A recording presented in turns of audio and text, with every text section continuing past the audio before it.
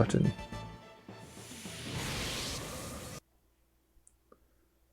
And we should see Alundra coming up really soon.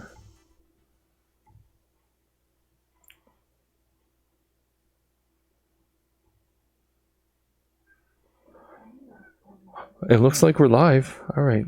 Now I will Wait a second. I need to turn this off so I don't hear myself anymore. All right, unmute it. All right. What happened? Whoops, I started a new game. Just 1 second.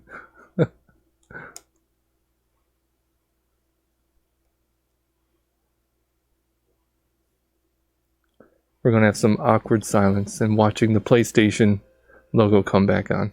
But in the meantime, welcome everybody to another Backlog Odyssey stream. I'm Patrick, as always, your gracious host, as I like to call myself. And with me tonight I have Mathman.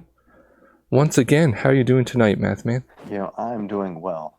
Today is my Friday of the work week, so this is great. Oh, excellent. Nice to have a Thursday that acts like a Friday. Yeah.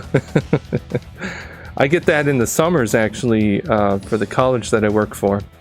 They close on Fridays for 2.5 months or so.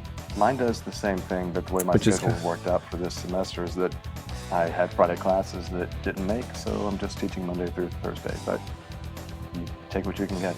Oh. And how are you doing this fantastic Right, no, evening?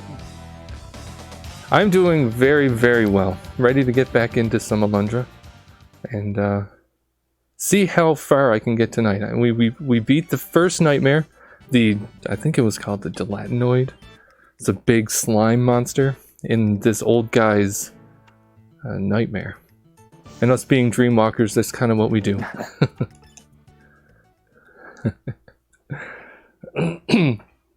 So, what have you been playing lately, Mathman? I wish I had time to play stuff.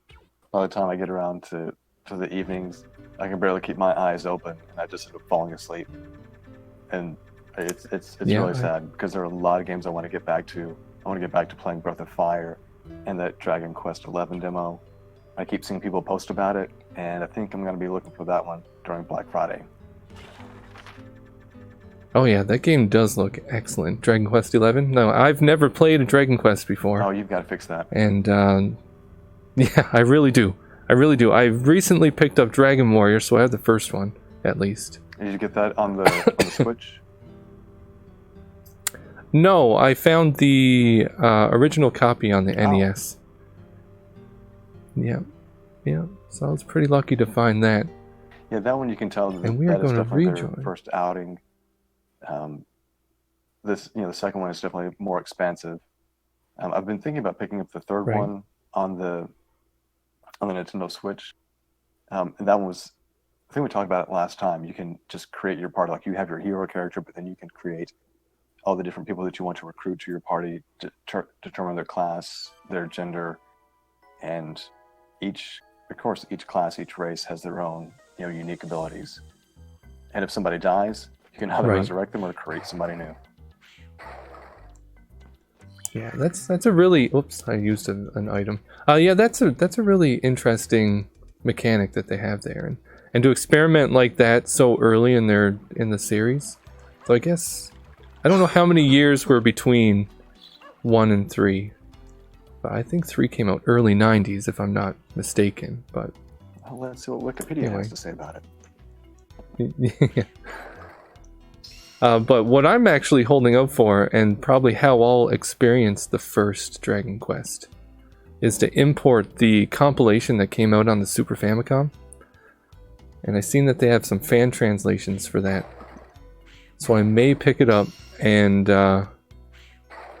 play it that way with my fancy little retro freak. What compilation are you talking about? Hey Geek, how are you doing tonight? I'm sorry, Mathman? What compilation are you talking about? So on the Super Famicom, Dragon Quest had ports. The first 2 were a port on a compilation, and they kind of did that like the Super Mario All-Stars, where they enhanced the graphics and everything for the Super Nintendo. And unfortunately, it was never released in North America. A lot of things were not released in North America, especially RPGs with the text-heavy stuff. That translation just never happened. Yes, absolutely. And it's really too bad, but I mean, with people out there learning how to hack the ROMs of the games and everything and being able to translate themselves, a lot of people have been able to experience those Japan-only games, but unfortunately, until relatively recently, you couldn't do that on a physical, legitimate cart. But a lot of these clone consoles give you that ability nowadays, which is really nice. So what do you think about games like Octopath Traveler that I think was released day and date almost worldwide to all the different regions, for Japanese, English, all coming out on the same day, as opposed to it comes out in Japan and then we get an English translation 6 months to 2 years later. Right. I mean, I guess companies nowadays are more, internationally focused instead of, it being an afterthought to bring it to other markets. Which is nice. I mean, it delays the development some, I would imagine. But it's kind of interesting too because, well, at least for Nintendo, and a few others, I think Square Enix and everything, they use a company called 8-1 Games or something like that.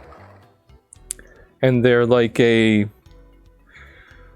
based out of Japan, but it's a lot of Americans, North Americans who are, that live there, who have kind of work visas or whatever, and they work to translate a lot of these games for Nintendo, Square Enix, and everything. And they have a podcast. They're kind of like the sister podcast to the Giant Bomb cast, if you've ever heard of that. Like Giant Bomb, GameSpot, so on. Anyway, they talk about the things that they've been working on, which is kind of cool.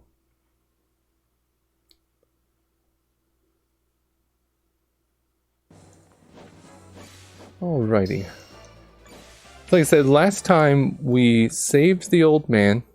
So I'm going to go, because I don't really remember what I need to do now. I'm just going to walk around and talk to people and see what I can find out here.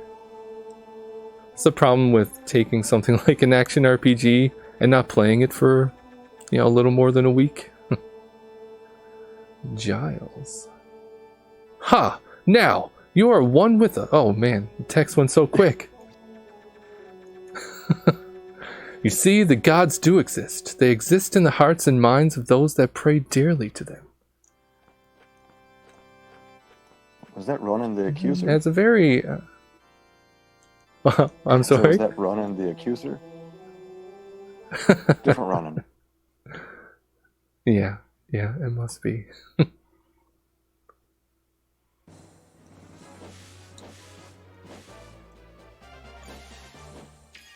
Ah, good to hear, Geek. What have you been up to lately? We got Cephas. You saw one of the white monkeys. Tell Klein about it. He's always looking for an excuse to hunt and kill something. Alright, I think that was the hunter that was guarding the southern gate when we first got to the village.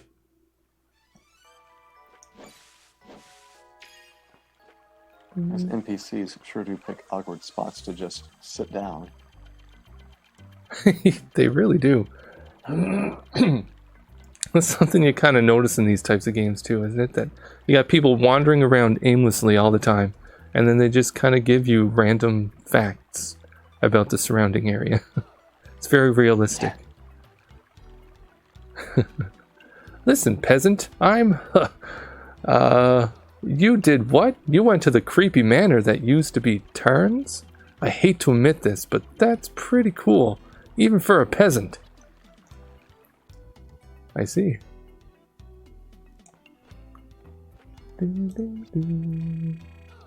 Saya, Wendell has recovered. Oh, Alundra, that's fantastic.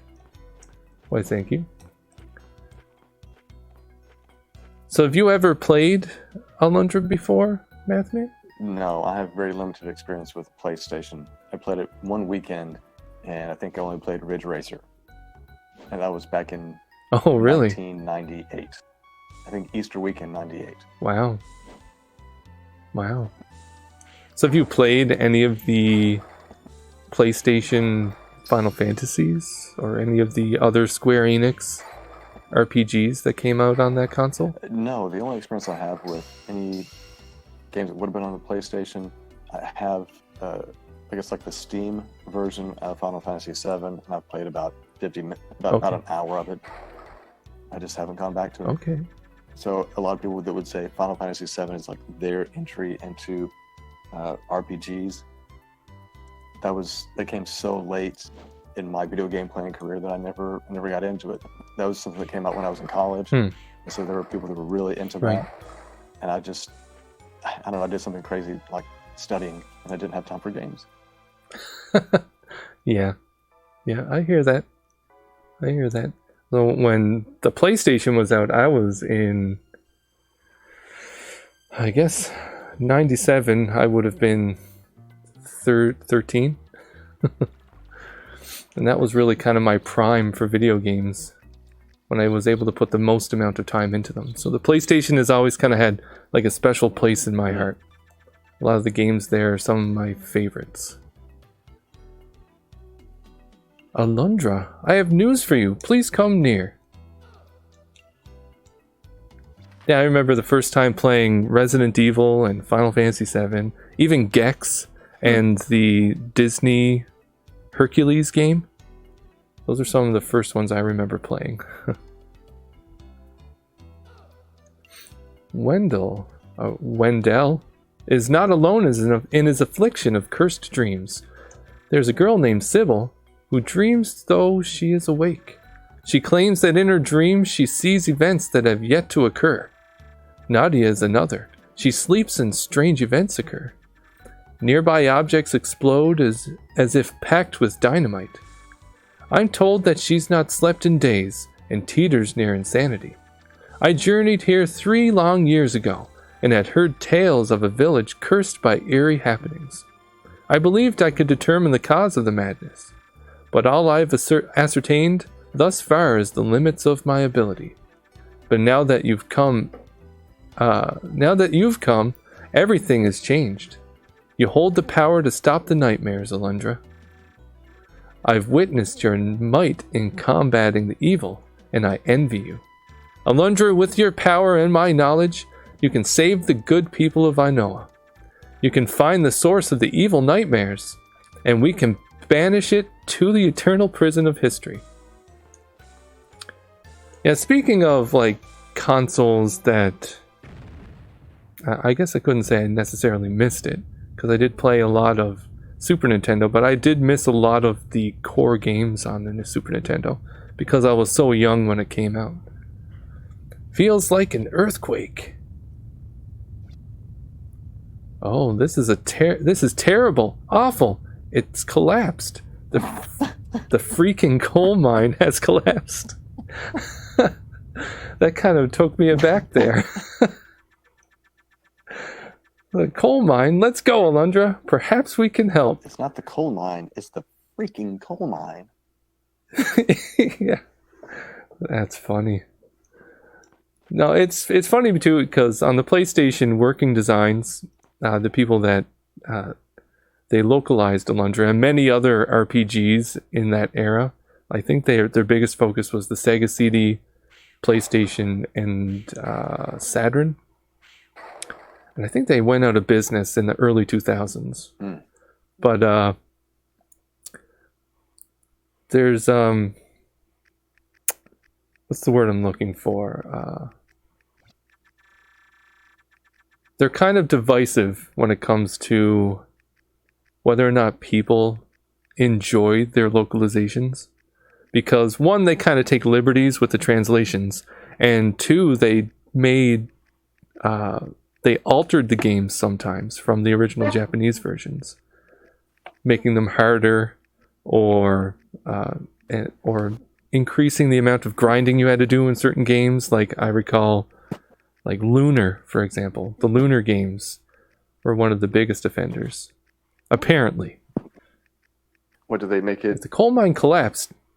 I'm sorry, go ahead. The Lunar games, are you saying they made them more difficult for North American audiences? Apparently.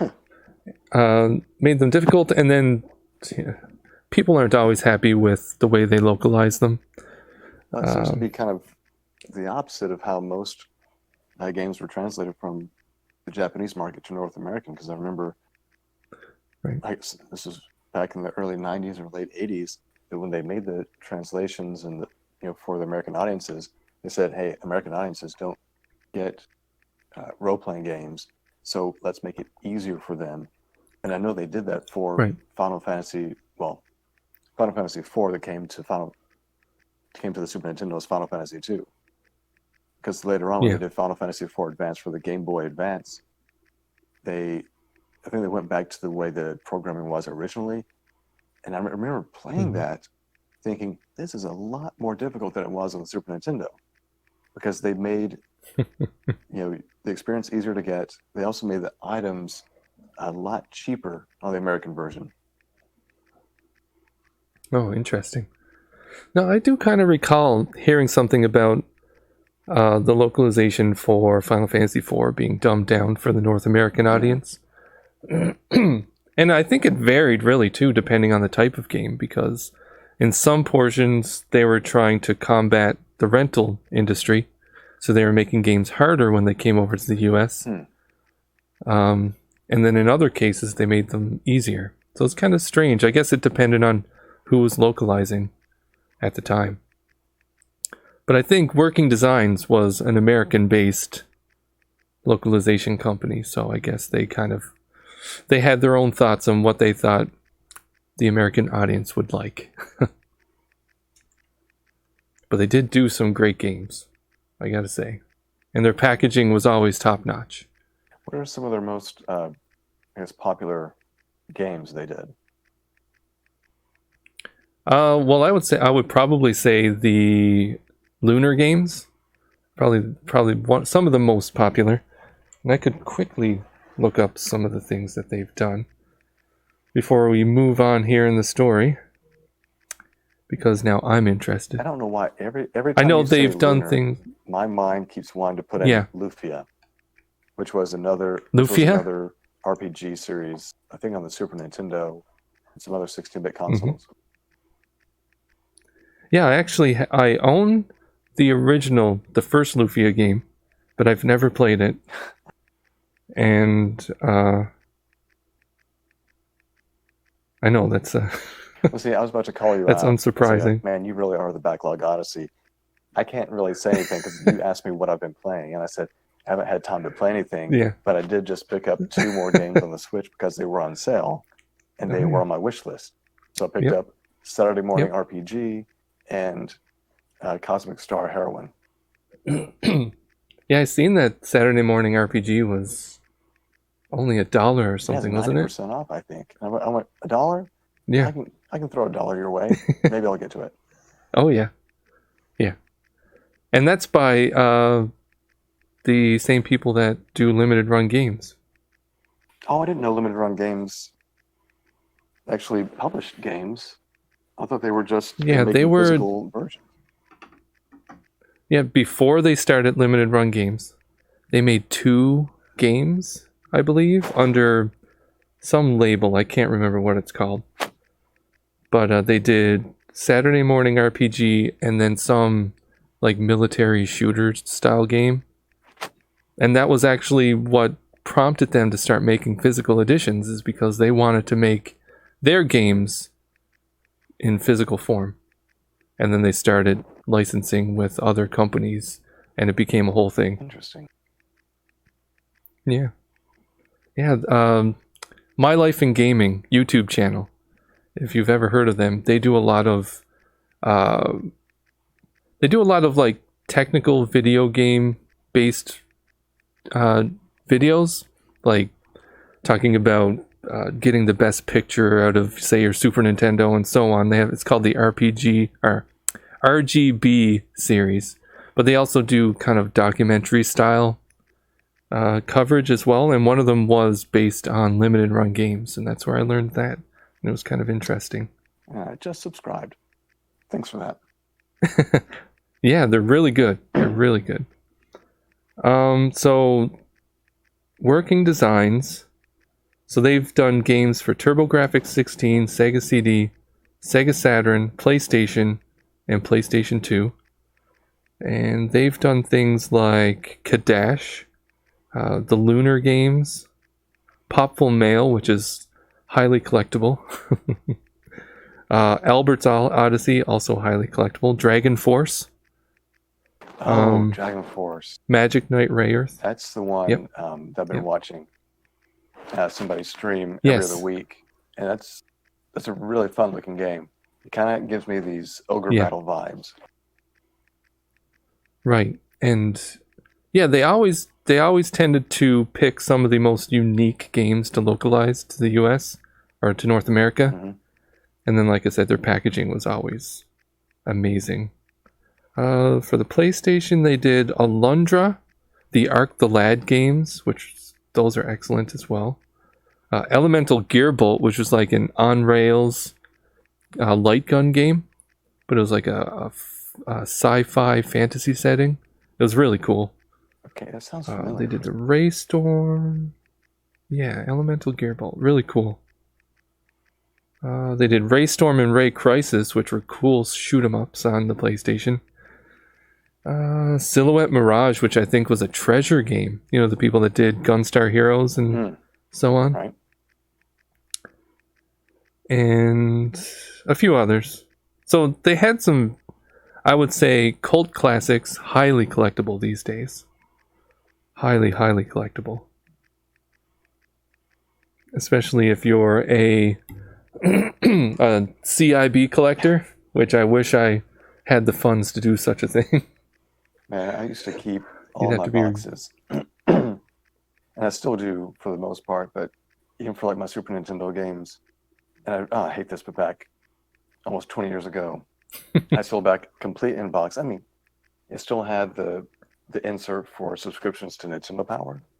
Had a complete inbox for Final Fantasy 2 and 3 for the Super Nintendo. I just... What I would give. Well, I mean, back in the day, I think I got $26 for each of them. So it was nice to have an extra $50, but man, because it was that Final Fantasy 2 cartridge was the one that I had, and I played it in high school. And a friend of mine and I, we were playing it at the same time. And every day, we'd get to Spanish class in the morning and say, "Hey, how far did you get? What have you seen? Who do you have?" And we were just constantly going at it for several weeks until we finally beat it. And that was, I miss having those moments of gaming when I was younger. And so I guess that's one of the good things about social media is that now I can have those kind of moments with people like you or a lot of the other people on Twitter. It's like, "Oh, you're playing this game too? What have you seen?" Yeah, it is really cool. It is very cool, and I do miss those days as well. Well, let's get back into the game just for a second. You can keep going. I'm just going to get through this text. If you had colleagues that are gamers just like you, or do you kind of feel alone in the work environment? Right. I would say I know that some of my colleagues do play video games, but that the problem with my situation is that in my office, most of my coworkers are 20 to 30 years older than me. Oh, older than you? Yeah. Huh. Yep. I am I'm one of the youngest in the office, which is interesting. It's an interesting dynamic. That's interesting. I guess these tech people, they don't leave their jobs ever. That's interesting because I know you're in tech. Are you like an OTS or IT, right? I am a software developer. Okay. Yeah, I support our ERP system and our custom software that we produce for our staff and faculty. Interesting. Okay. Yeah. I was just thinking your age would have been like the perfect age for most of the people that I tend to work with. But I guess the people that would be in that same kind of department wouldn't be 20 years older than you. I wouldn't think they are. Right. Huh. No, I would say the youngest Well, I guess, I mean, yeah. Yeah, well, I'll say that half of them are as old or not older, or older than my father, so... Yeah. Yeah.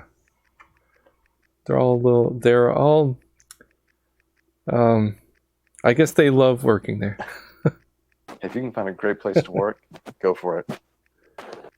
Yeah, absolutely. Absolutely. All right, let's move on a bit and get some action going on screen here. So I'll just continue the story a little bit before we get back into it.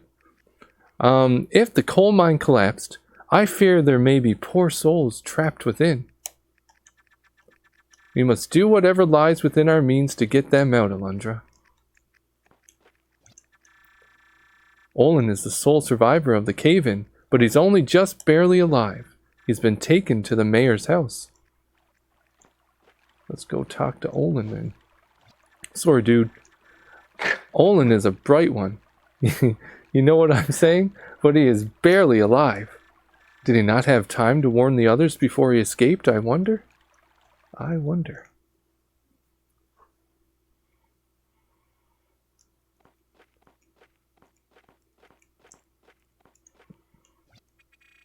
If he doesn't improve soon, this child won't survive through the night. Olen and the others are experts at their work, but could one of them have caused this accident? What shall I do? I just have no idea as to the best course of action. Why have the gods done this to Olen? A kinder man does not walk this land. Ugh, arg, help, help. Like the pork chops on you, buddy.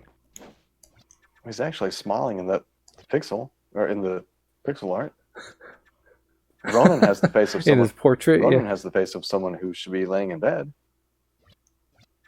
Really though, he kind of looks like I don't know the actor's name. Goodness, but he does remind me of someone. By the gods! Klein has given me interesting news, Alundra. He said that when Olen was brought into town, just before he passed out, he whispered the word Murgg. Did you say Murgg? How is it that we have had misfortune of crossing those devilish monkeys from the tree? And it's even more curious that they've attacked humans. They usually don't do that. The coal mine is near the area where the Murgg live. It's quite possible their work disturbed them. Can you imagine the horror of Zane and the others? Hearing the low rumble of the roof about to cave in, having just enough time to realize what's about to happen, and then buried alive, suffocating under tons of damp, pungent soil. But why would the Murgg react so violently in the first place as to cause such a terrible thing? If we try to rescue Zane and the others, the Murgg might attack again. How can I justify risking lives to save lives? But we can't just wait for it to happen. Alundra, I think we both know what must be done. There's only one way to learn what happened at the mine. You must enter Olen's mind. You have to explore his dream, or whatever state he is experiencing. But remember this word of caution. If Olen should perish while you yet inhabit his unconscious, you will surely perish as well. He seemed awfully gung-ho about getting in there. So this is like the movie Dreamscape.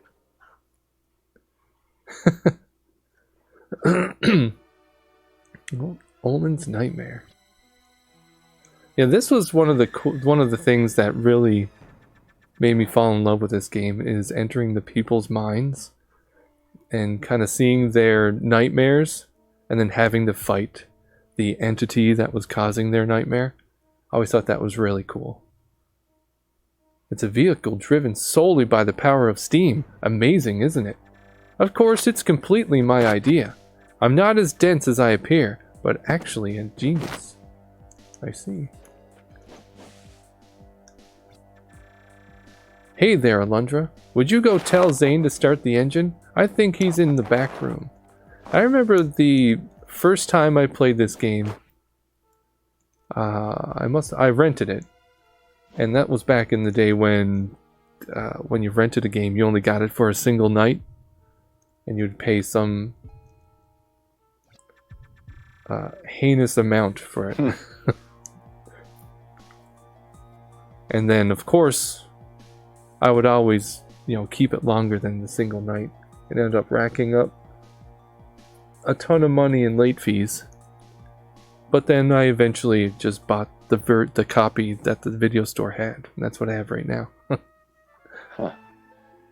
Hello there, Alundra. You've come just in time to help us expand this tunnel. We're pretty sure that northwest of here there's tons of rich coal. Of course, digging that direction will put us near the big tree that Murgg inhabit. But...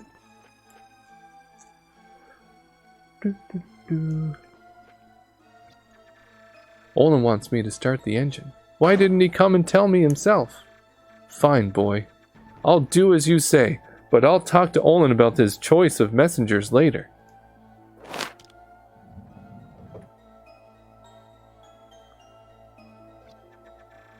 All you have to do is throw the levers to the left. To the left, right, and left. You can remember that, can't you? Or is that too difficult for your tiny elf brain? That was awfully presumptuous. He's even shown you how to do it. Just in case you didn't understand the words. Left, right, left. Yeah. Is there another one that you're supposed to do? What if I mess it up on you? No. Left, right, left. I think coming into the Olen's nightmare is giving us a clue as to how to explore the cave once we get there. Oh. I thought this was the level. This is just giving you background information? Yeah, so far I think we're just getting in here to get information, and then eventually we're going to come into his nightmare and kind of cure him, I guess. Check it out, Alundra. I finally got a mining bomb. With this baby, I'll be able to smash through stone like nobody's business. Stick around and maybe you can see it in action.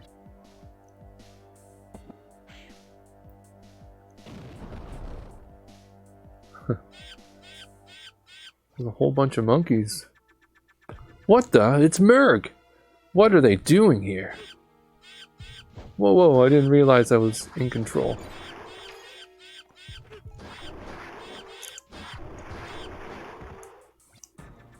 Alundra, can you hear me? Olen is hurt very badly. You must hurry. Return to us soon.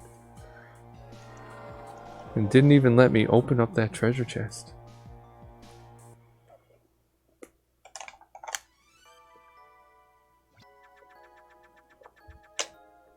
Alundra, are you alright?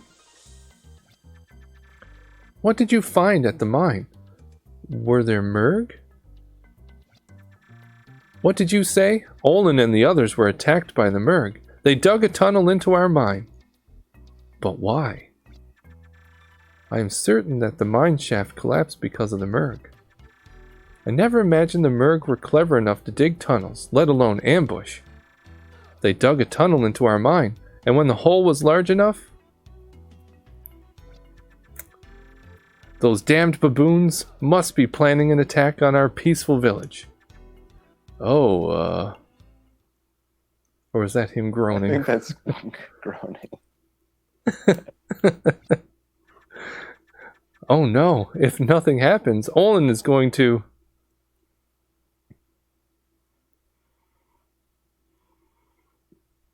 What? No, it's too late. I would attempt to do voices, but that never works out. Because I can never remember who does what. Yeah. I understand. Well, this guy's easy. No. Yeah. Get off my lawn. And he'd be like, "Oh, Alundra, you can go home now. I'm sure you're exhausted after this sordid ordeal." He's like, what's his face from Diablo? Besides the sorry business now at hand, is not your It concern. reminds me of somebody that would probably own a plantation. Yes. Yep. Would wear white suits all the time. Well, it's time for tea. Let's have some. He would have a balding head, and it would wrap around the back of his head, and his sideburns would attach at his chin. Or he'd have like a fantastic handlebar mustache. Yes. All curled up. Poor Olen, and at least he will no more suffer. What? I'll just ignore that. Wait, Sob did he sniff. die? I don't think so. So the indignity of his troubled... Oh, he must have. That's not the impression I got, but... Let's go back here. Is he dead?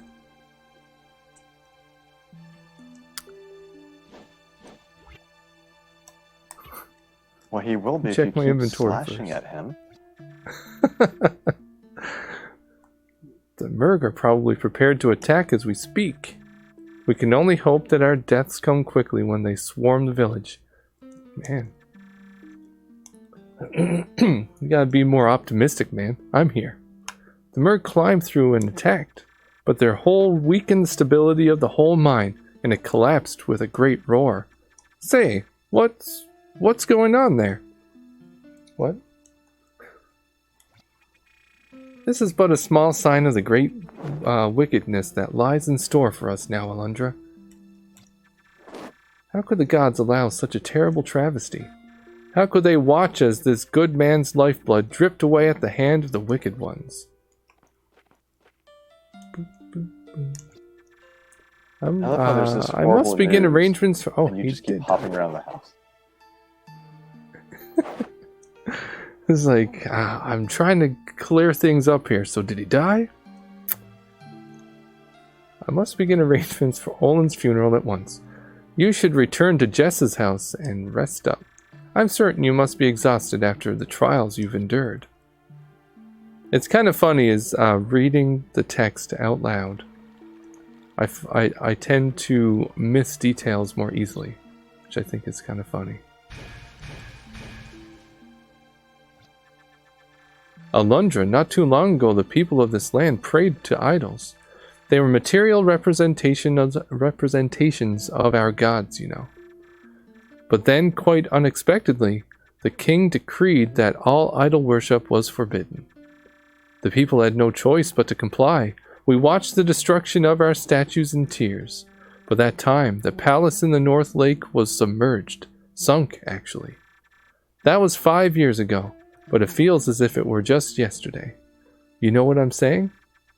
Since that time, we've lost the passion to create. What if the gods became angry and took our passion from us? I'm not saying they did, but it certainly makes me think at night, my boy. But gods or no, I must regain my passion. You know what I'm saying? It seems so unnatural for him to say something like that.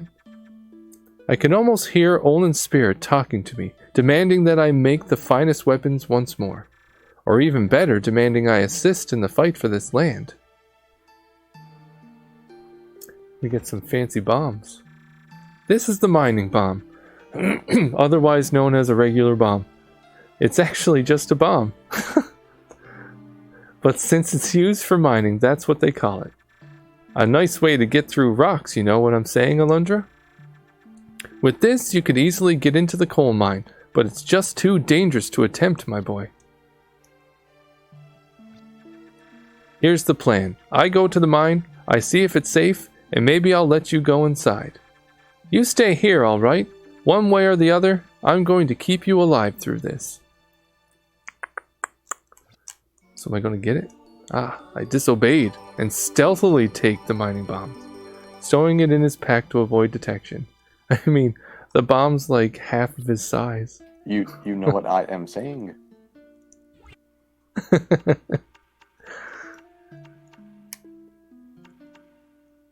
How do I set it? There we go.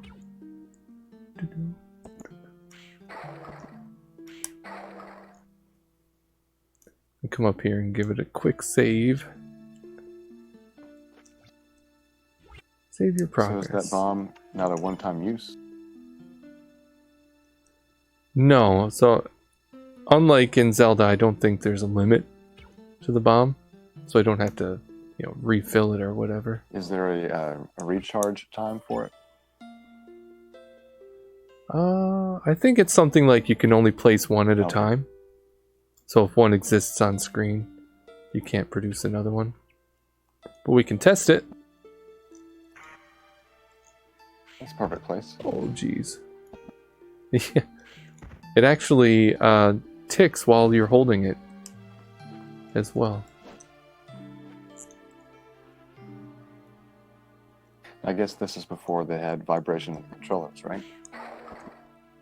Right. Yep. Yeah, because this was a PS1 game. I don't think Rumble was put in until PS2 with the DualShock. Wasn't there a Rumble pack for the Nintendo 64? Or am I thinking of something Yes. else?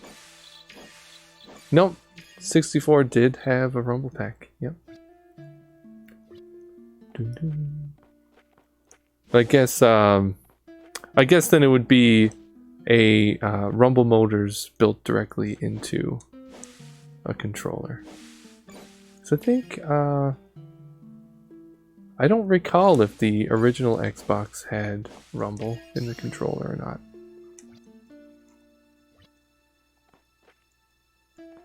Or the GameCube. GameCube must have. Yeah, the GameCube did. Maybe I'm thinking of the Wavebird not having it. Yeah, the Wavebird. Because that's what I used most. Yeah, Wavebird, I think, is still my favorite controller of all time. I don't care much for Oh, yeah. vibration. And that's where Right. my son and I differ and almost fight about it. Because if I try to play under a certain profile, it's like, but if I can't feel the vibration, then I don't know if I'm drifting, like in Mario Kart. I'm like, Okay, yeah. I hate Yep. I hate the vibration. I just turn it off every time. Turn it off on the Xbox. Turn it off on the Switch. I would say I'm impartial. Like typically I don't even notice until I put it on the table. But I will say that like the rumble in the Switch isn't quite as impressive as they let it on to be. Even when you have it on.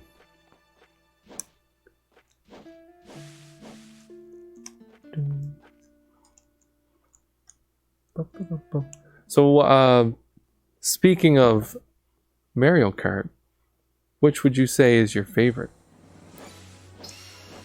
I will probably say Mario Kart 8 Deluxe on the Switch. Okay.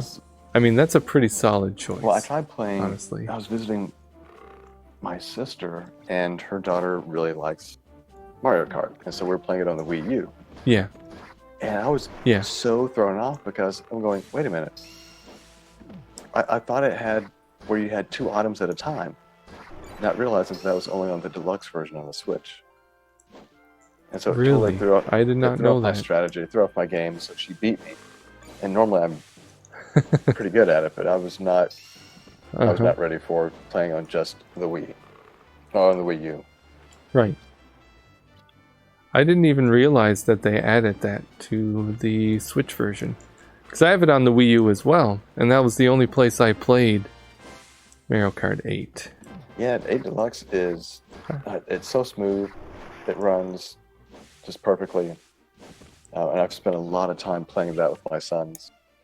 All 3 of us will be playing, we do team versions, so we'll all be on the same team against CPUs. Mm-hmm.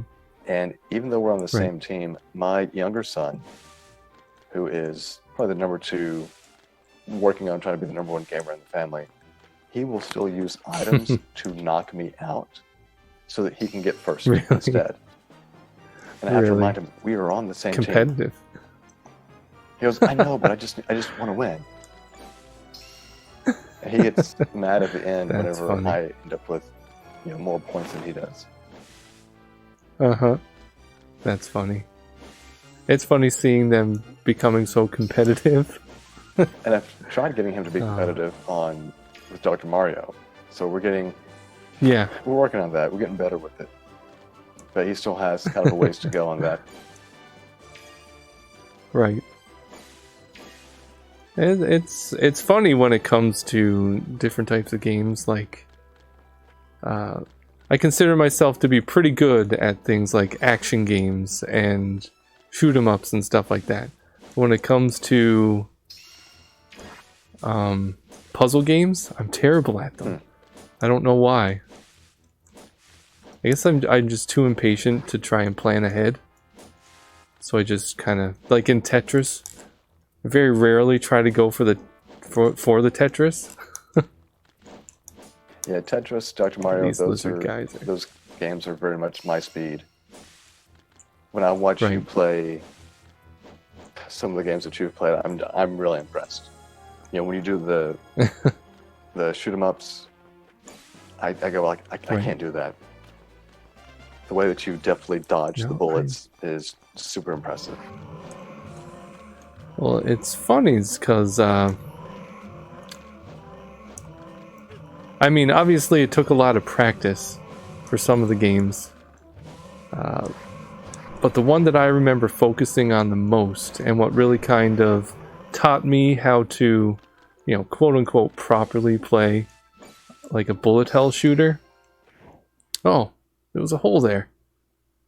Was Death Smiles on the Xbox 360.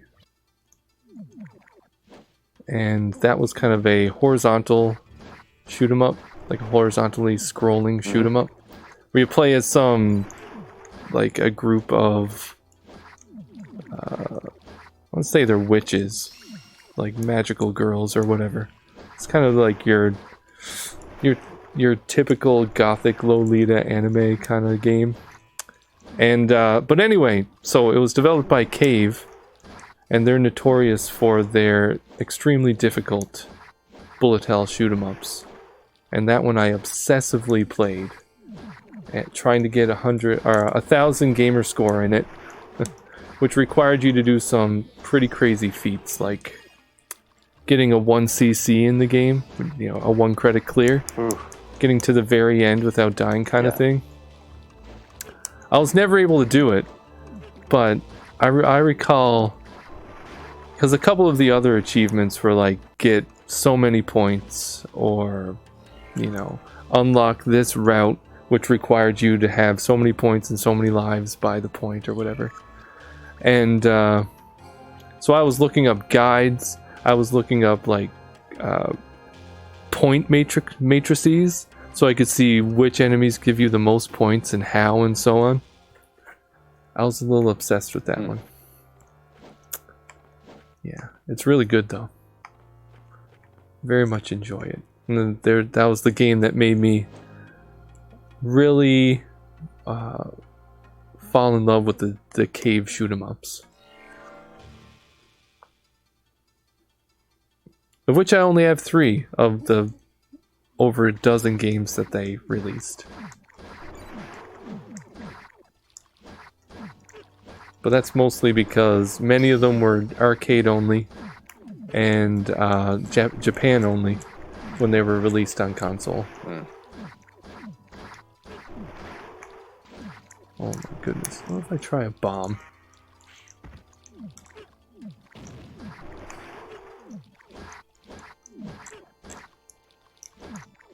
Yeah, they released a lot of their games on the Xbox 360, which was kind of odd for a Japanese company or Japanese developer, since Japan pretty much ignored the Xbox 360. The 360 or the original Xbox? Well,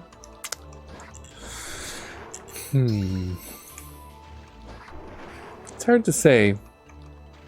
I mean, I know that, well, I guess I couldn't say that they ignored it. I would say that it was a much bigger flop in Japan than it was here. Because it was very successful here. Right, definitely. I remember that. Yeah. That's just not the kind of market that Japan is. You know, they don't have like the living rooms that we do, where you can put a bunch of different consoles. Space is much more of a premium. Right, yeah, portable gaming in Japan is much more popular. But of course, they have kind of that.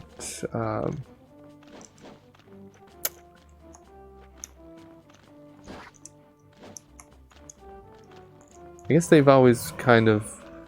Well, they've always stuck to, you know, Japan-made consoles for the most part, like Nintendo and Sony. I need to get out of here. Oh, actually, I have herbs.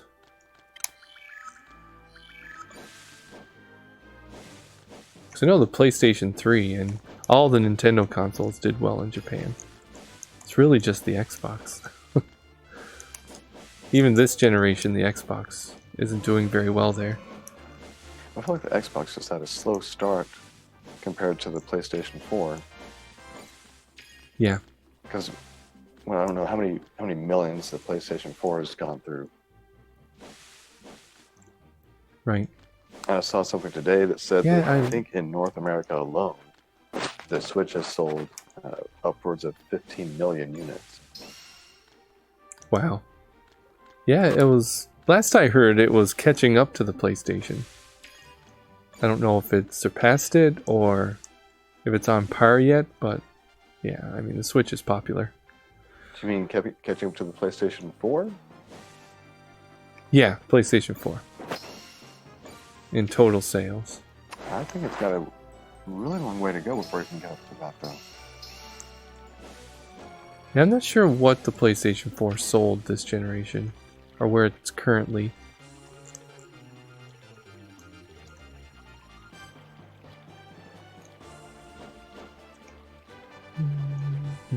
And also, I mean, there are many more multi-Switch households than there are multi-PlayStation households. Sure. Right, According to some quick internet research, the PlayStation 4, and I feel like I remember hearing this, earlier this year, it did reach 100 million units sold. Wow. And the Nintendo Switch is at about 36, almost 37 million. Wow. So, I mean, it still does have a long ways to go, but considering the PlayStation has been out, when did the Switch come out? 2 years ago? Switch came out 2017? in March of 2017, and the PS4 came out in 2013. Right. Yeah, but... So, it... Wait, you look at how the Switch compares to the Xbox One. The Xbox One came out 4 years before the Switch, and they're at about 41 million. Yeah. So the Nintendo Switch, probably within the next year, will overtake the Xbox One sales. Oh, easily. Easily. I mean, I'm really interested to see what the Nintendo Switch Lite has done in terms of boosting sales for the Switch system overall. Right. Especially in markets like Japan, where you don't really worry so much about docking it. True. Where with it being a good, I mean, is it $100 cheaper? Is the original Switch going for $3 now or $250? No, it's stayed at $3. Okay. So with it being $100 cheaper, I mean, I can see it. Well, especially when you get to the holiday season, I think it's going to be one of those things kind of like the Nintendo 2DS, where you kind of get into the DS line of games. You already have a good library of titles, but you lose a little bit of the functionality, and that's what happened with the 2DS. You got that, what they call like the doorstop model. You don't get the 3D. But yeah. Depending on who you are, the 3D doesn't even really matter. It was an interesting gimmick when it was first released for the 3DS. But I know for me, most of the time, I hardly ever used it, unless it was for something special, like Link Between Worlds or Super Mario 3D World.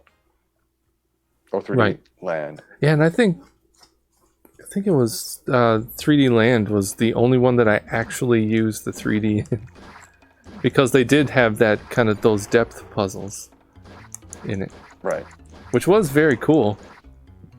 And I remember there were a couple of levels still, like you were saying, worlds where having that depth perception really helped, so that when you had to go from one level to the next, you weren't falling into the hole, that you were falling into the right spot. Right. That's true too. Oh, what is this? Wonder Essence obtained. Does it tell me what it does? No. Oh, no, it does. Restores HP and MP. Resurrects instantly upon death. Well, that's handy. Yeah, So I bought a 3DS at launch. And I always tend to do it. I always tend to buy the consoles at launch and then regret it. Because, was it shortly after the XL came out? And then they released the new 3DS. And I always kind of regretted buying the original 3DS. Because it was so small and... Yeah, I held off on getting I should always 3DS just hold out for the XL. until Animal Crossing came out. And then okay. Which was like a year or two later, right? Right, and even being in my 30s when it came out, I think that's what I got for my birthday. I saved up my money so that I could get that, and I remember going to Target and buying like 3 or 4 different games because my goal was to play Animal Crossing because it's one of my favorite games. Right. And to me, it was worth it because I'm glad that I held out for the 3DS. And then a couple of years ago, for my son's birthday, I got one of the 2DS XL. And yeah, that's a really, really nice machine. For the price it's point, very nice, yeah. I mean, you don't have the 3D effect, but again, it doesn't really matter. No, I agree. For a long time, I've not been a big portable video game console player.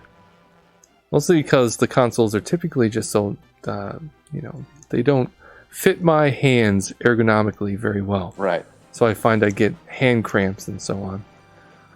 And so I didn't really touch our 3DS very much. It was mostly my wife that played it. And so I would buy the games for her all the time. Like I got her Animal Crossing and so on. I mean, I played some games like the Mario and Luigi games and a few others, but for the most part I neglected it.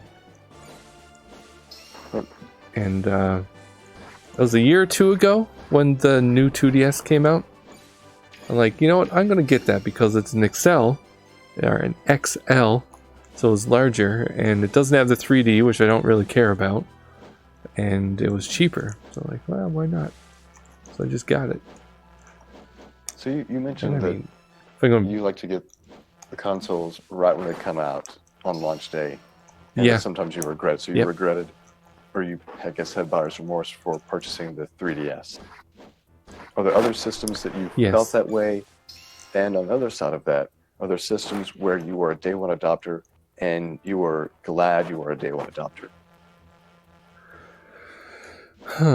Well, the Switch, I would say I was glad that I was a day one adopter for that because I was able to get in and play Breath of the Wild, right away.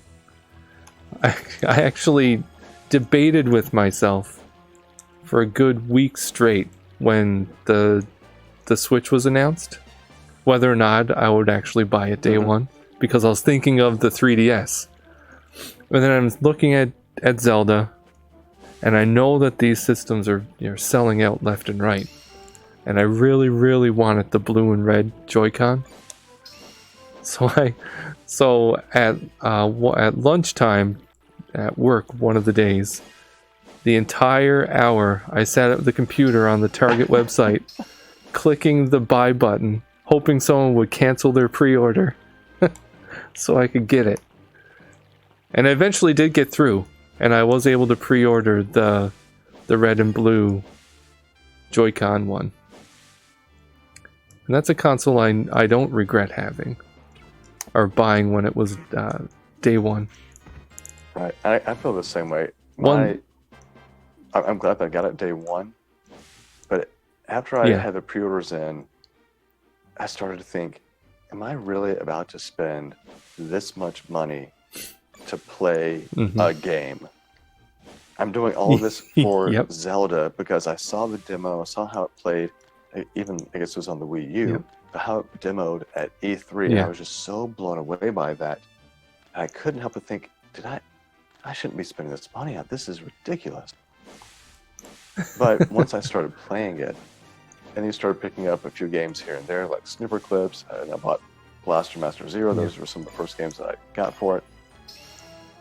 And then my library has just continued to grow. Like, no, this is, it was worth it, especially for Zelda. Oh my gosh. Absolutely. No, it was, I knew it was worth it the second I booted up Zelda, and my son, who would have been, I guess, 4 at the time when it came out, he was sitting there completely awestruck by the game, and then he actually wanted to play it. And he typically doesn't do that, or he didn't at least. Mm-hmm.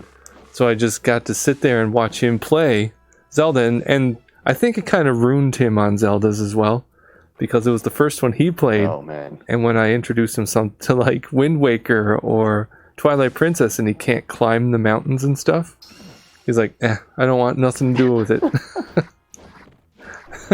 I think my son's...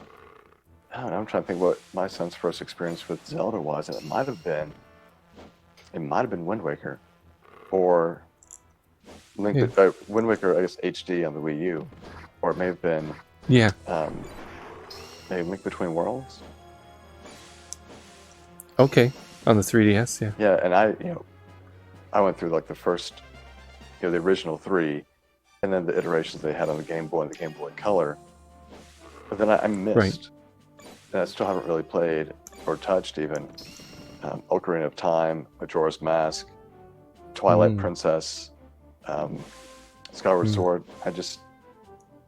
There's just a hole in my knowledge of Zelda lore. Like I said, I was in college during most of the Nintendo 64 era, and I just didn't do that. And then right after college, I got married, and that's when I learned about gaming as it relates to relationships and how to effectively do both of those. Right. So that was a learning process for us all. Oh, absolutely.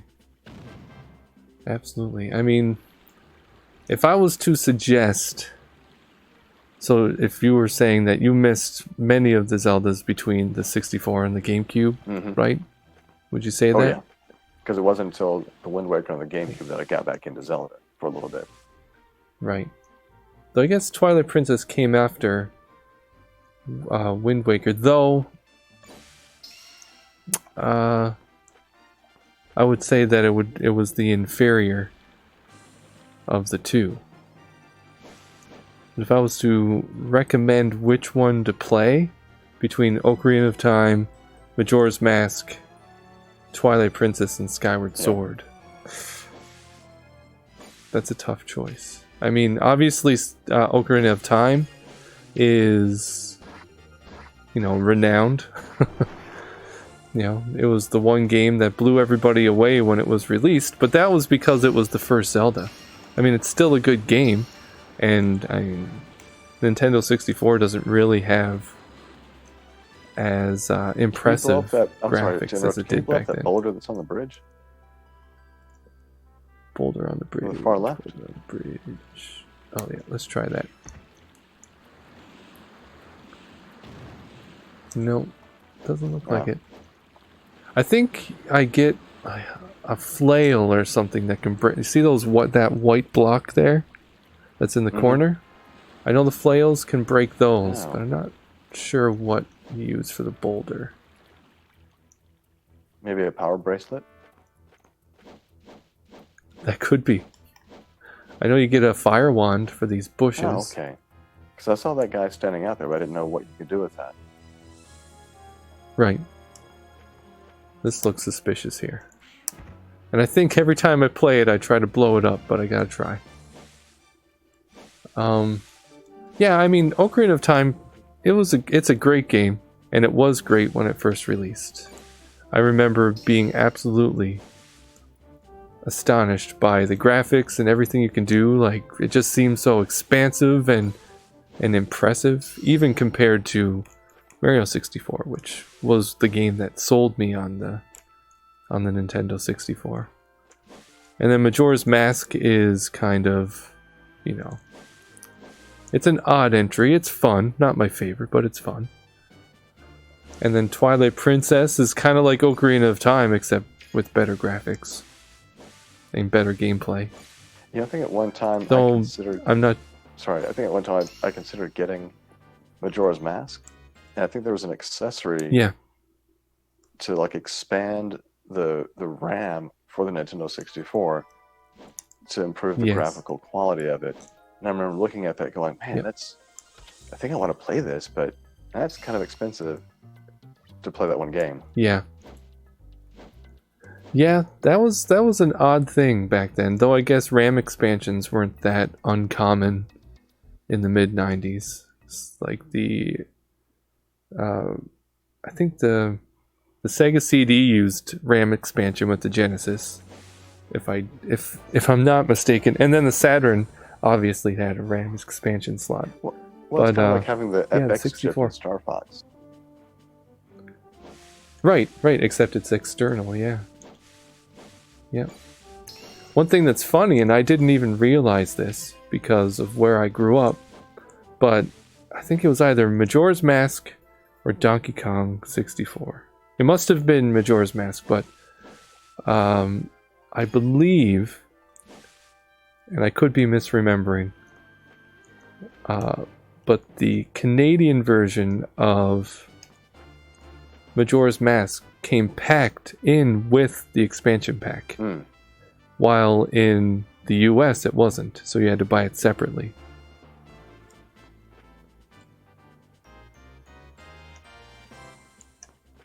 Like I said, I could be misremembering my facts there, but I know it was something like that. It was region specific, whether or not the expansion pack was packed in with a game.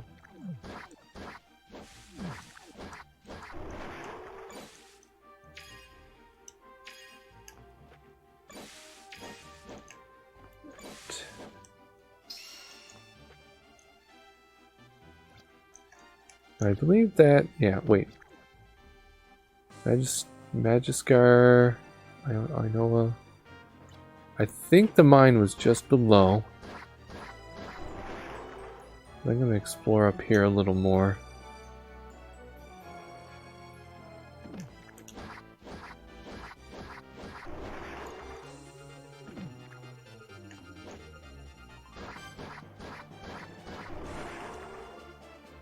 Hopefully my exploration isn't fruitless. Maybe I'll get... Oh yeah, there's another one of those white blocks that had... Oh wait. That I can destroy with the flail. Yeah, we'll look in here.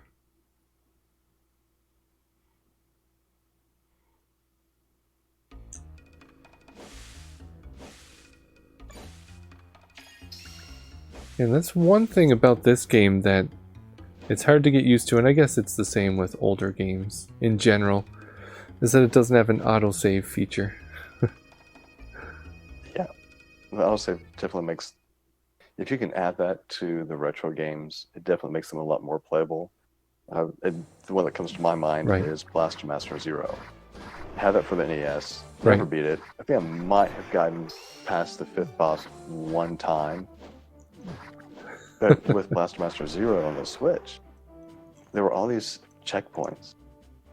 And it was really easy to just stop and come back. And if you died, you were fine. You could just restart. And some people might complain that it makes playing games too easy. The challenge was where the fun was. But, well, no, the challenge back in retro games was just so that you could feel like you were getting your money's worth, where you would have to play it over and over again. Right. But I appreciate the modern conveniences like rewind, auto-saving, and multiple checkpoints. Yes. Checkpoints are definitely one of the greatest video game inventions. Where you didn't have to constantly go back to a save point. And I guess the invention of consoles using internal hard drives instead of solid state built into the battery, into the cartridge or whatever that was powered by a battery. Backups. Yeah.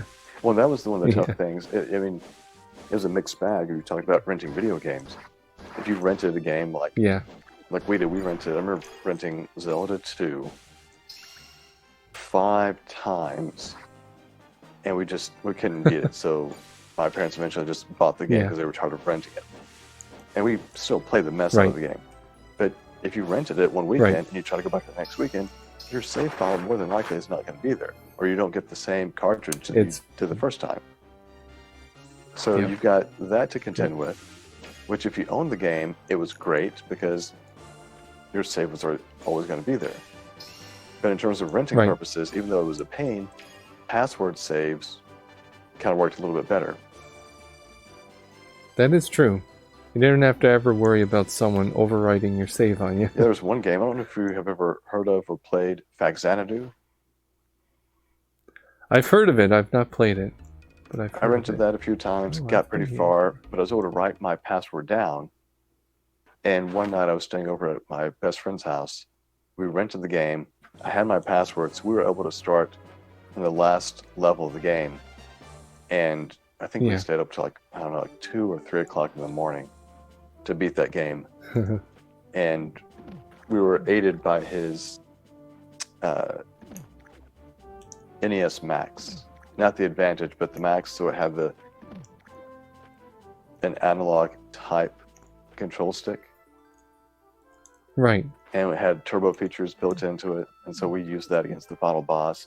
It was a fantastic feeling to have those late night gaming sessions, and you beat a game that's been tormenting you for a long time, and you do it together with a friend. Oh yeah, absolutely.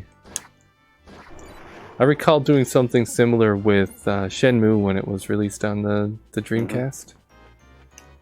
My friend, he had the Dreamcast. I didn't have one for a long time. And then we'd always go over to his place for, sleepovers or whatnot. And we would play Shenmue every single time until we beat it.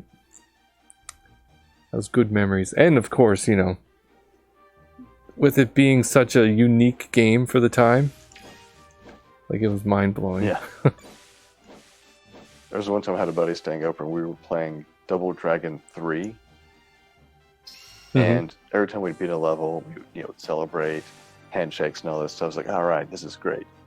And then we got to the last level, last boss, and we beat it. And we're like, this is amazing. We did not realize that final boss had a second form. Killed my buddy because he was almost dead anyway, and it was left to me to beat it, and I didn't. And we just looked at each other like, should we start this all over again? And we'd spent too much time and energy, and we said, you know what, let's play something else. We're done. Right. Oh yeah, I've had once Breath of Fire 2. I remember renting that once. And, it was during the summer, I was on summer break and locked myself up in my room for countless hours, days on end. And I would leave the Super Nintendo on. And it was on my floor in front of the TV and stuff. I don't know why I didn't feel the need to turn it off or save or anything like that. But my little brother, he was running around, ran into my room and tripped over the Super Nintendo and popped the cartridge out. And I lost so much progress. Because you didn't save? Yeah. Oh my goodness. Yep. That's one of the... Forever regretted that one. Save early, save often. Yes. Especially in RPGs. Oh my. Yep. Oh, but getting back to which Zelda I think I would recommend, I would say, and I'm not sure many people would agree with it, but I would say Skyward Sword, especially if you like Wind Waker. Because I found it's a very unique Zelda, and it's very fun and very charming. But obviously the biggest problem with it is the motion controls. So, I mean, if you can stand those, it's well worth the play. But hopefully Nintendo strips those away and creates an HD remaster or something, because it's an excellent Zelda that I don't think gets enough credit. So I would recommend that one. In terms of remakes, I always found it funny that whenever they were demoing the Wind Waker and people first saw that, they gave it so much criticism because of the cel-shaded look to it, which whenever I saw it, I instantly fell in love with it. And I thought the art style was amazing. It was clean, it was crisp, it was bright. And with all that criticism, like that's been like the first one they've really remade on a console by doing Wind Waker HD on the Wii U. And they haven't re-released. And they did, I guess they did Ocarina of Time and Majora's Mask for the 3DS, but they haven't redone them for the consoles. And they definitely haven't redone Twilight Princess or Skyward Sword. And I'm wondering... They did do Twilight Princess, actually. Oh, they did? They did do an HD remaster of Twilight Princess, yeah. Oh, was that for the Wii U? Or the Wii? It was, yeah. No. Wii U. Huh. They did an HD remaster, and it came with a special amiibo with Wolf Link and Midna. Oh! Now I remember. Yep. Yeah, that was a good way to play that game as well, was the remaster on the Wii U. And I have all three versions of it. I have the Wii, the GameCube, and the Wii U version of it. And the Wii U is probably the definitive way to play it now, but...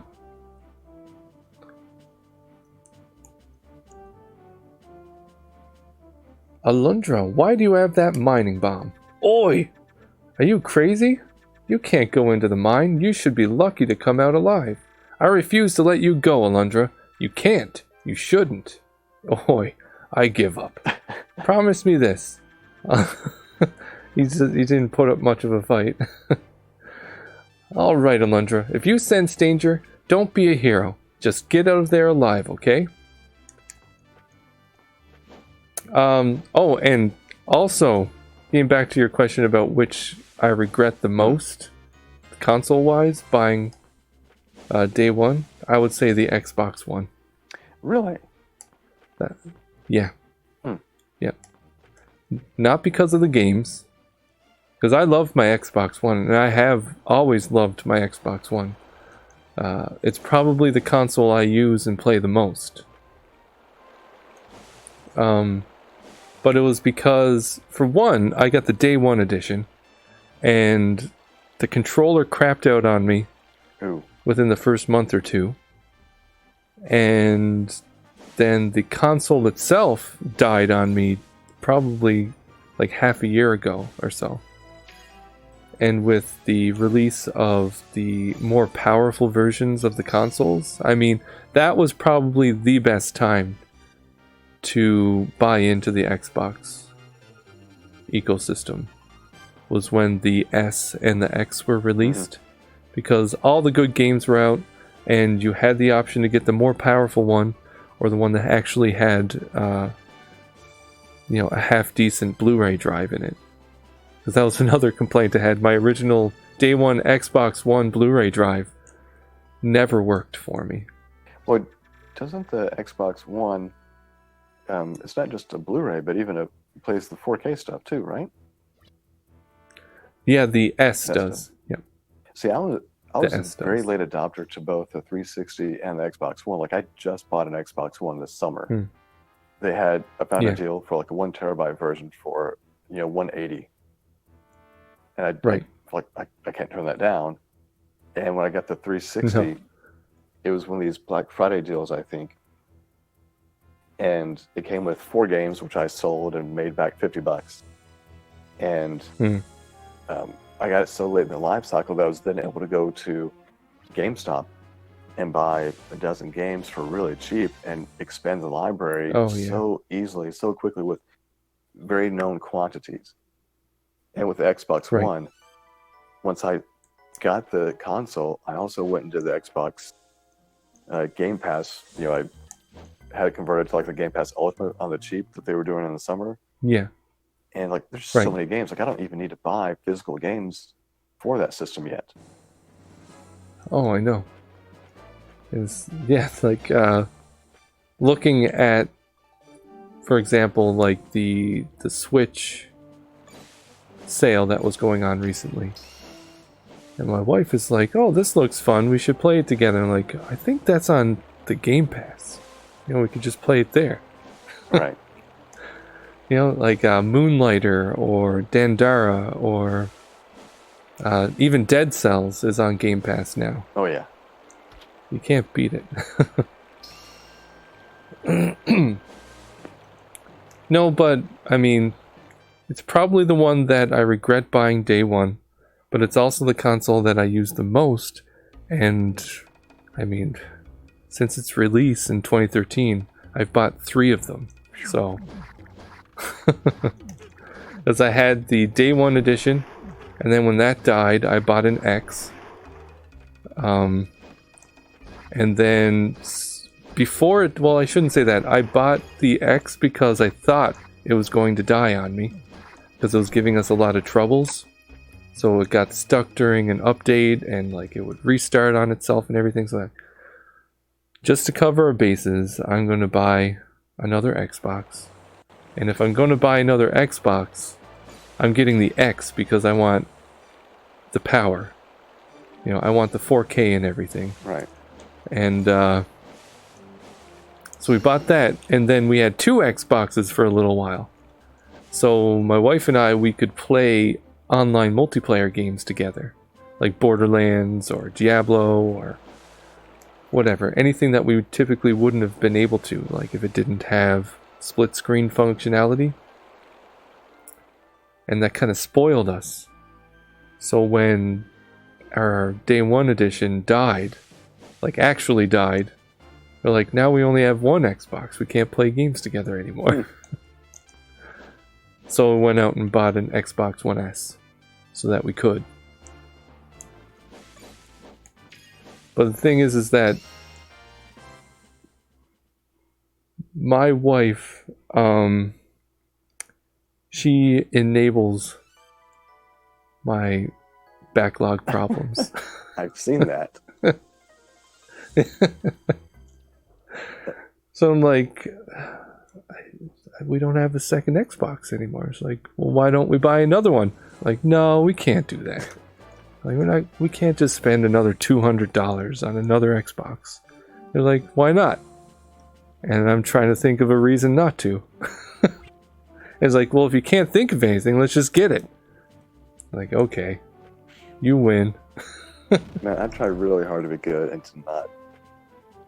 Man, I try not to spend money on games and systems. Yeah. And I've been good for the most part.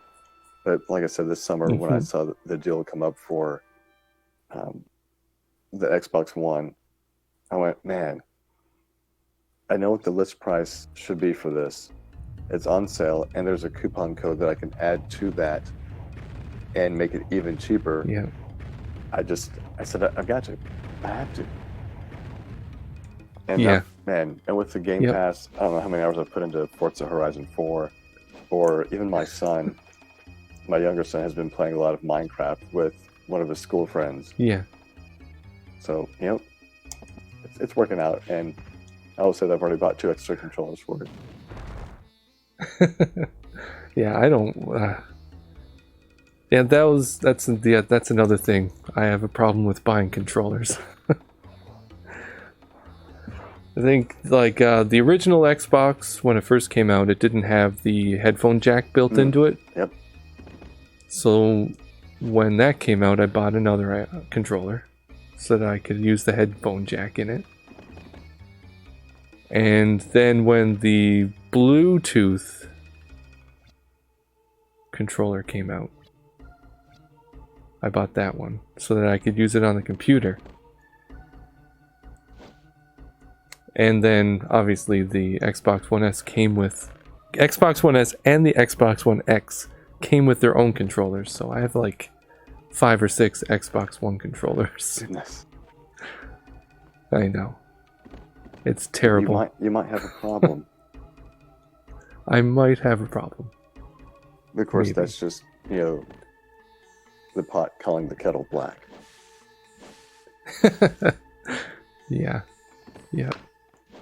I mean, it's not like I got them all at the same time. I spread it out over the last 6 years. So that, That's how I makes justify okay. it. So if a serial killer says, I didn't kill these 12 people within a week, I spread it out, so it's fine. Yeah, I mean, like, the statute of limitations, right? Yeah. It's like me saying, well, I just pre-ordered 2 more video games through Best Buy because of the Gamers Club Unlocked is about to expire. Yeah. And well, I actually did have Dragon Quest XI pre-ordered. But I said, you know what, let me just save my money and not do that now. But then I pre-ordered the other version of the new Pokemon game because I've got 2 sons. And I know they're both going to want to play. And they'll probably want to play at the same time and trade. Like, you know what? I'll just go ahead and do that. So pre-ordered that, and I pre-ordered Animal Crossing because that is one that's going to be a day one purchase. And I don't even anticipate that game getting cheap ever, or probably not within a couple of years. No. Right. I mean, it's a rarity to find any first-party Nintendo game ever going on sale. It's too bad Amazon doesn't do the, I think, what was it, like 20% off if you pre-ordered for them? It's too bad they don't do that anymore. Yeah, but some of the major games, they're doing like a $10 discount or $10 credit somehow. Right. Yes, that is true. Especially if you buy them digitally. You're seeing that a lot nowadays. Yeah. Well, the interesting thing about the Pokemon stuff is they have a 2-pack that Best Buy is selling. So each game is $60. So you can get a 2-pack for $120 and get a $10 Best Buy reward for it. Or you could buy the 2 games separately and get 2 $10 reward certificates. Yeah. So guess what I did? You, Yep. You might. That sounds familiar. You might say I did the math on it. Yeah. Your namesake, I guess.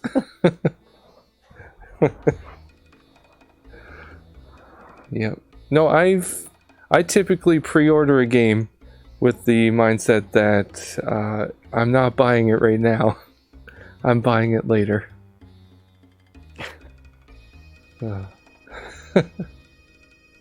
And then I forget about it, and then it arrives at my door.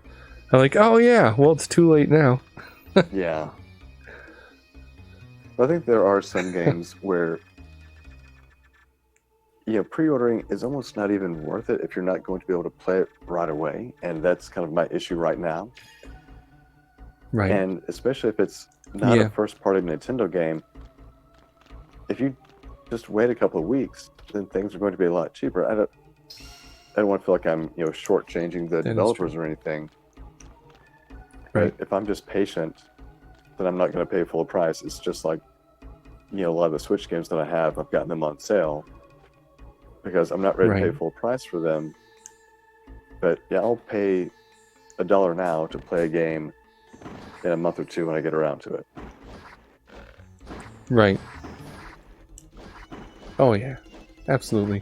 And it's not very often. That's one thing that I will say I'm decently good at, is not buying things full price as soon as they come out. There's only very specific situations where I will actually pre-order a game and buy it day one. And that'll be if it's a game that I know that my wife and I will be playing together the day it comes out.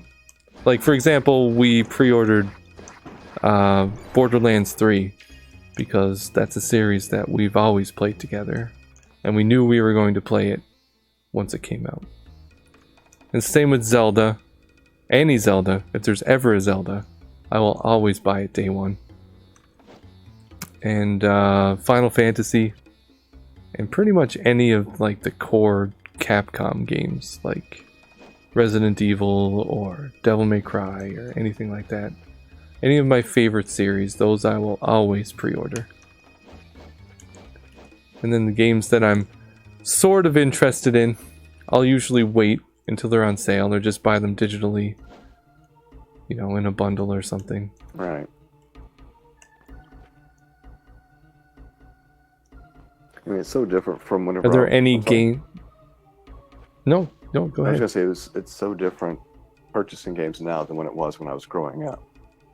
I mean, when I was growing up in a very small town, you were really limited in terms of what your options were unless you went to a major city. Like if I went to Memphis or Nashville, you were stuck with Walmart, and Walmart would only sell Nintendo stuff because there was that fear that if they sold anything other than Nintendo products, they wouldn't get any future Nintendo product. So trying to find games when they came out, or even knowing when they came out, was very hit or miss. So I remember, I think we rented Super Mario Brothers either 2 or 3 from the local video store.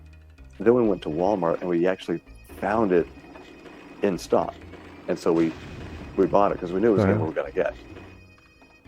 But now I can order from any place online, or I can get it digitally. It's a completely different way of finding games, which would explain why I have many more games now, and that's why you have so many games that are on sale. Because back in the day, like I remember whenever I bought Final Fantasy 6/3 for the Super Nintendo, I think I may have pre-ordered it from like a Babbage's or Software Etc., and the list price for that game was $80. That's crazy. But it's okay because I had a coupon for $3 off. $3. Oh, I used it. I bet you would. You got it for $77. And that was back. I can't. That's when I was telling you that I had complete inbox for Final Fantasy 2 and 3. I still had the plastic wrapping for the box that said $79.99. Oh my! Wow. There was like this weird little badge of honor that I spent that much money on that game. Right. No, I get that. Yeah, definitely a different time. And probably why I didn't have many games, like you were saying, growing up. Not until I started making my own money, really.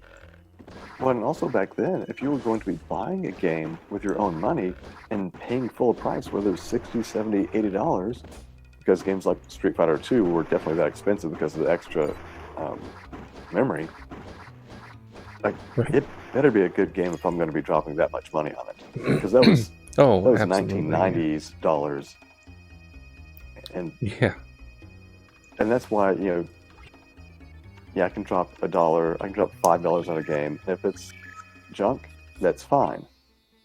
But I'd hate to spend $60 on a game and go, ooh, this was rough. Because I remember you streaming and playing, was it Clay Fighter for the Super Nintendo?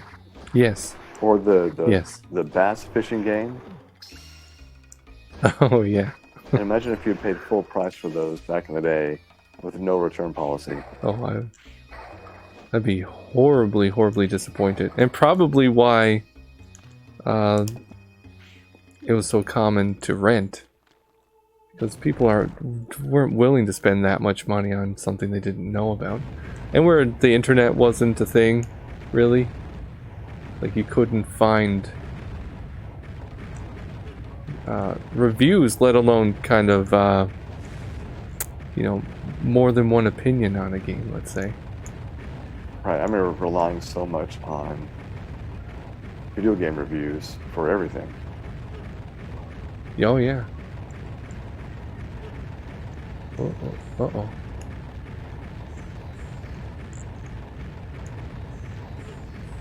No, my Super Nintendo library was pretty slim, I would say, when I was younger.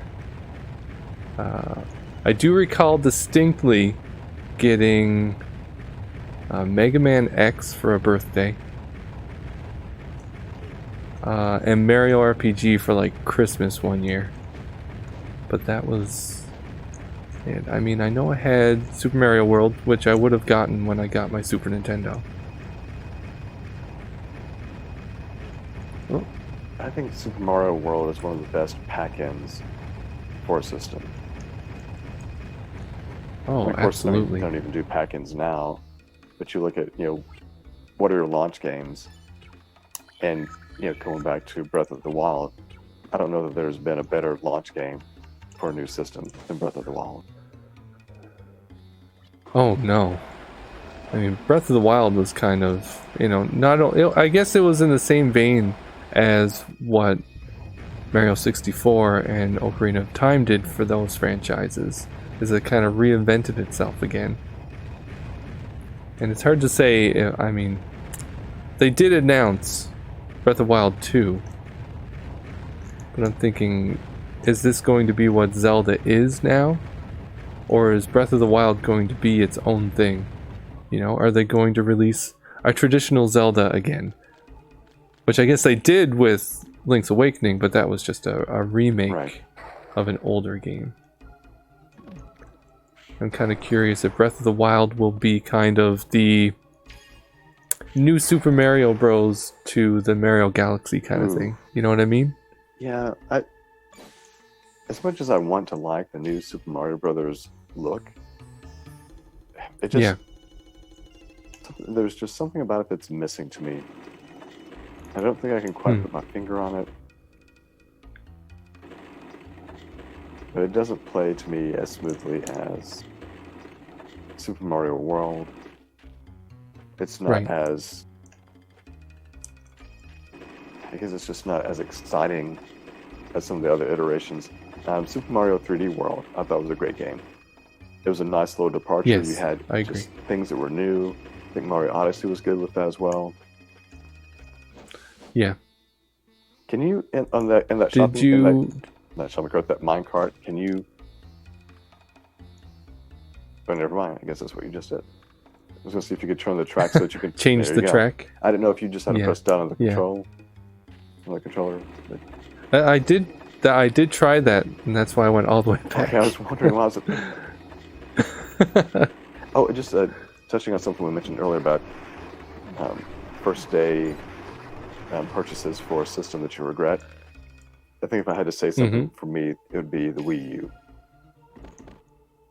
The Wii U? I was at my local Target at 4 o'clock that Sunday morning when it was released. And I bought a few games for it. And I guess it just wasn't quite what I thought it was going to be. Right. It was still good. It was neat. And I can see that. The tablet and having HD was neat, but I think ultimately it's not my favorite system. No, and you'll see that from a lot of people. I was relatively late getting my Wii U.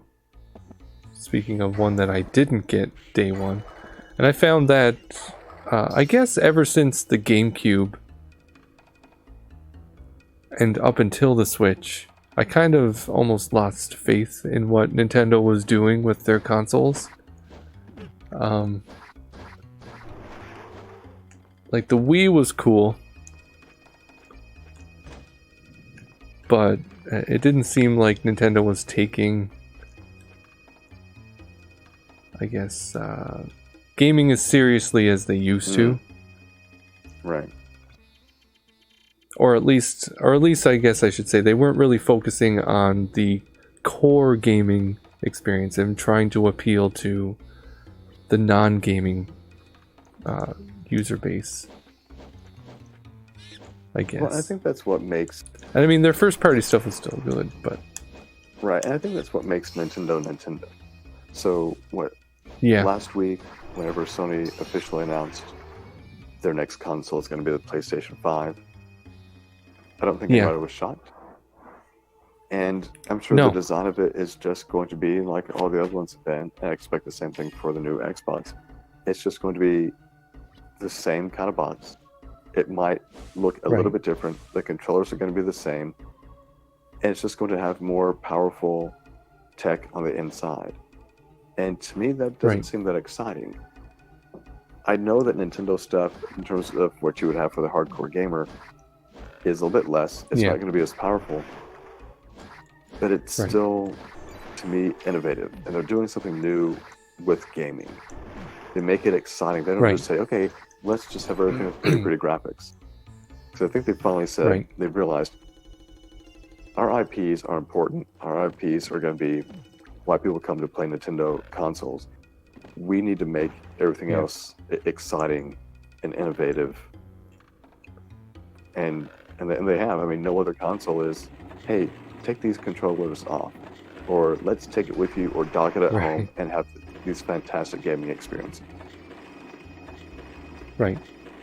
And it's true. I mean, that's when you say that, when I think of the reason why I buy a console, when it comes to Nintendo, typically I'm excited for the hardware. I'm excited to see what Nintendo decides to do with whatever it is that they're going to be releasing. Whether that's the Wii U with its second screen, or the DS even with its second screen and the touchscreen. I thought that was kind of revolutionary before touchscreen phones were really a big thing. And then with the Switch, with the removable controllers, and the fact that you can play it docked and undocked, I thought that was very cool. And then of course I come to Nintendo for their first party stuff. I'll always be there for Zelda and Metroid and so on. But when it comes to the other consoles, like I know in my heart of hearts that I will own all of them in one day. But typically I'll pick one. Typically I'll pick one to start with. Like this gen was last gen was Xbox, but I didn't get into last gen until late. Like I didn't get a 360 until I think 2007 or 2008, which was I think 3 or so years after it came out. And that was purely because I was a broke college student, right? I didn't have the money to buy it. But when the Xbox One and PS4 came out, I went with the Xbox because of what the 360 did in the last generation. And I wasn't so much excited for the games that were coming out for it, because honestly the launch titles on those systems weren't that impressive. But in those cases I'm more excited about the powerful hardware and then the prospect of the games that could be coming out for it, because I know they're going to be doing something different than what Nintendo is doing, which is a good thing. And then trying to justify buying both, at least in the beginning, is kind of difficult because, like you said, there's nothing special between them other than them being more powerful. Well, at least that's just kind of my take on it. You can tell me there's going to be a new PlayStation, new Xbox. I'm going, okay, I already know what to expect. You're not going to do much different with the controllers. It's going to be more powerful. And all right. But there's only so much that I'm going to be able to do on my non 4K television. Right. And that's true too, yeah. I mean, like when the 360 was released, HD TVs weren't really mainstream, right? At least in the beginning, and they didn't even launch with HDMI built into them, or at least they didn't come with the hardware that allowed, like the cables and stuff. And most TVs didn't support it anyway at the time. They were still, they were still using component as the highest resolution or the highest quality input on the TV. Right. Oh, look, a save point inside the cave. How convenient. It'd be really weird if it had been a save point inside the guy's dream. Yeah. Though it wouldn't surprise me. Yeah, because I'm realizing now I'm pushing almost 2 hours of not saving. As long as your brother's not running around in your bedroom, you're going to be fine. Yeah. Honestly, I would be more concerned that if he was here at this hour running around my house at his age. Well, I think I might call it a night for tonight. It's getting pretty late, but thanks for joining me again tonight, Math Man. It was a good time. Very good. Always good talking to you. Yes, absolutely. And I'm hoping to do more Alundra in the future. Maybe try to get a little more progress in next time. I feel like I distracted you too much. No, not at all. I very much enjoy it, and that's why I invite you guys on here. It's easier to talk to someone and have conversations than it is to try to, fill the air with random ramblings, which I'm pretty good at, but it's very enjoyable talking about video games and even the game that we're playing. So thank you again for joining me. Thanks for having me. It was a lot of fun. Yeah, no problem at all.